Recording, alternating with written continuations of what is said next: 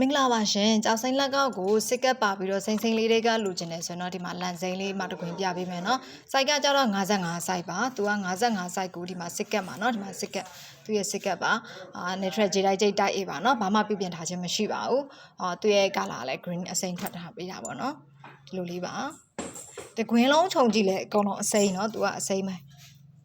နော်ဒါကကြတော့အနီးကပ်ပြပေးတာပါမြင်ရမယ်နေထားဒါကကြတော့အနီးကပ်ပြပေးတာပါเนาะဒီမှာ55 စိုက်ပါ55 စိုက်ဖြစ်လို့လက်ပဝါးစိုက်က 6.8 ဒါမှမဟုတ်9 mm ဝန်းကျင်နေအကောင်လုံးဝတ်လို့ရပါမယ်เนาะဒီမှာဒီလိုလေးပါဝတ်ထားမယ်ဆိုရင်လည်း तू ကကြိမ်ချမ်းကွင်းကိုမှဟိုဘယ်လိုပြောမလဲ formal ကြပေါ့เนาะ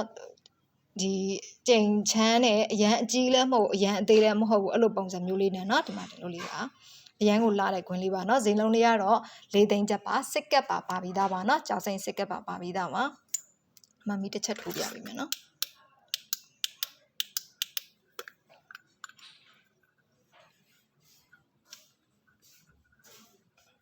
ဒီလိုလေးပါ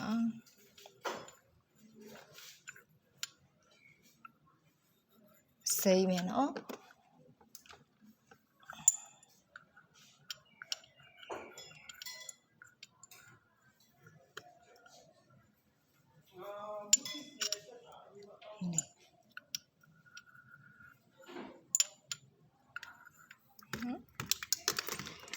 ဒါကတော့မီးရောက်မပါပဲနဲ့ဗရင်မောက်ကလာတဲ့အလင်းရောင်နဲ့တင်ပြထားပေးတာပါเนาะမှတ်မှောင်ပါဘူးသူက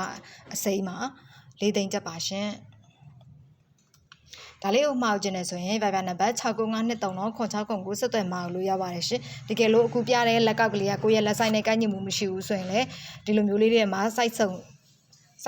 ဆိုတာတခြား site တွေပေါ့နော်တခြား site တွေ60 62လောက်ထိရနိုင်ပါသေးတယ်နော်အဲ့တော့ဒါလေးတွေမှားကျင်နေဆိုရင် Viber နံပါတ်695239699ဆက်သွယ်မှာပေးပါရှင်